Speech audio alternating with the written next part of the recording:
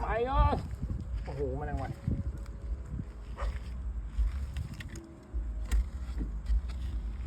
ชาติหน้าจะได้ครบเกิดมาครบเลยนะลูกไอ้ไม่ครบเนี่ย ขอยืมก่อนนะพี่ดำไม่ไปอ่ะ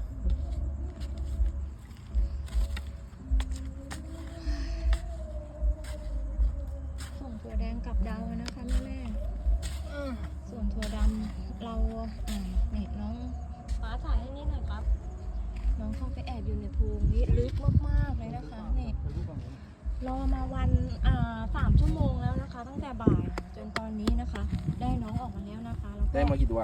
ตัวเดียวไม่มี2 ตัว ได้อีกตัวอ่ะ นี่ไง อยู่ในรถ ได้อีกตัวอยู่ไหน นี่ไง ในรถ อีกตัวอยู่นี่อีกตัวอ อีก ยู่ ตัวอยู่นี่เหรอ